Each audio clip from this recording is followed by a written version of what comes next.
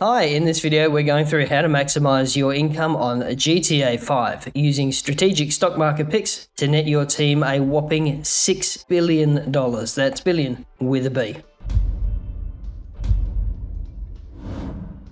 Hi and welcome back. My name's Dan and I'm an old, grumpy gamer. Grand Theft Auto is a truly massive game. Between GTA 5 and the constant updates from Rockstar for GTA Online, there's no shortage of new content and interesting things to do. We've just completed every main storyline mission in our continuing series, getting gold in every damn mission in GTA 5.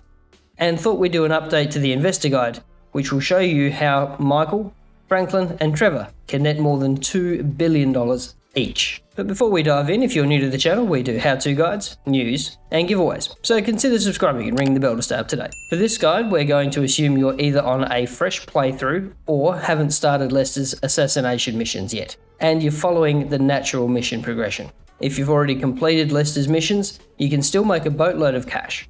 We cover that in another video which is linked in the description below, the top comment, or in the card which appears at the top right of this video. Finally, if you're looking for how to get gold in any of the assassination missions, check out the description below for links to videos on each individual mission. So let's get into it. Once you've completed Hood Safari, you should have a few Strangers and Freaks missions available. Barry's first Grassroots missions, Nigel and Mrs. Thornhill's introduction, Cletus's first mission Target Practice, Maud's introduction, and of course, Mary Ann's first mission, Exercising Demons. After they've been completed, likely the only appealing option on the map will be LESTER'S first mission.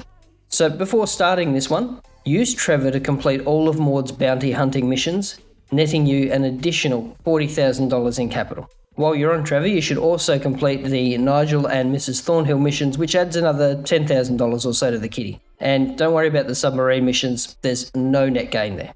Next up, swap to Michael and complete the Epsilon Institute missions. And be sure to steal the funds at the end. This will net you an additional $2 million in investment capital. Before you get started on LESTER'S first mission, the Hotel Assassination, do a hard save, then visit the stock market on each character's phone and invest everything into Beta Pharmaceuticals, that's BET, at around the $460 mark. After this mission, monitor the stock prices for around 12 to 18 hours. Now you can do this by quickly heading back to Franklin's house, then entering and exiting the save menu. Each time you do this, advances time 6 hours. After 2 to 3 rounds of this, which equates to roughly 12 or 18 hours in game respectively, you can sell the stock for around about $690, netting you a 50% return. Wait another 2 in-game days, then purchase Bilkington Research, that's BIL, for around $69. Nice.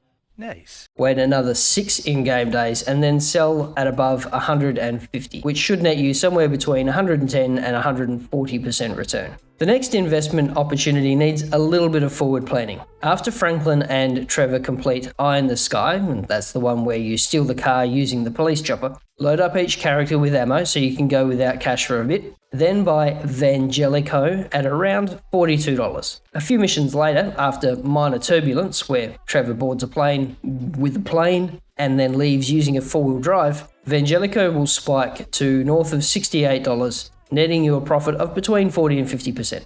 Our next investment opportunity isn't quite as lucrative, but still worth the effort. Once you've completed surveying the score, you'll need to tool up again, as we'll need to get through a few extra missions this time without cash. Then purchase the GRU or the Group Securities stock for around $131. Continue the storyline until you complete Fresh Meat, where Franklin rescues Michael from Chen, and then wait 12 to 36 in-game hours and sell for above $150. This should net you an additional 15 to 20%. The next opportunity comes once we've completed the finale and works regardless of which ending you end up on. Once you've completed one of the endings and received the Union Depository funds from Lester, invest in Augury Insurance, that's AUG, whose stock tanked due to the heist. You should be able to pick up shares for around $28 each. Wait 2 to 3 in-game days, then divest at roughly $55. This should net you around 100% in gains. And with that, each of your characters should have a little north of $80 million in the bank. Now, the real gains start. But before they do, you'll need to make sure that Franklin is geared up with a sniper rifle and ammunition, and of course, a suppressor, a heavy machine gun with ammunition, and an RPG with ammunition.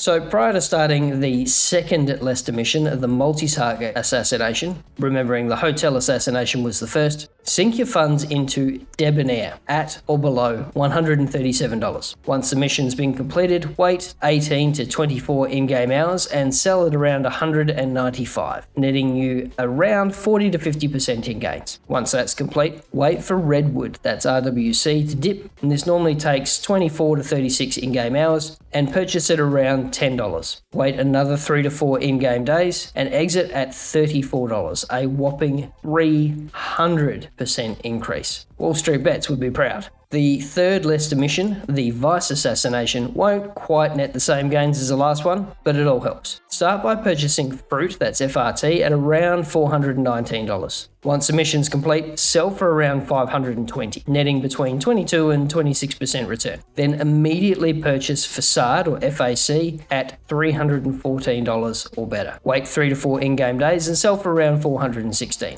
And that should bring about a 32%-ish gain. Next up is Lester's fourth mission, the Bus Assassination. This time we can jump straight in with no pre-mission investments needed. Once the target's downed, wait for Vapid, that's VAP, to dip and then purchase at around $140 if you can. Wait around 3 to 4 in-game days and sell at above $277. This should net you a tidy 95 to 100% profit. And for our final major trade, we're on to Lester's last mission, the Construction Assassination. Prior to starting, purchase Gold Coast Developments, or GCD, at or below $242. Note, I have seen this as low as $219. If you can get it around there, you'll do very well out of this. Once the construction mob boss has been squared away, wait 1 to 2 in-game days and exit your position at around $348, bringing a tidy 43 to 59%. And with that, you should have all 3 characters around the 2 billion to 2.1 billion mark. That's north of 6 billion combined, if all 3 characters are still alive. And now all that's left to do is go on an enormous spending spree. So what are your thoughts? Do you have any tips for other viewers, or could this have been done differently? Leave your comment down below.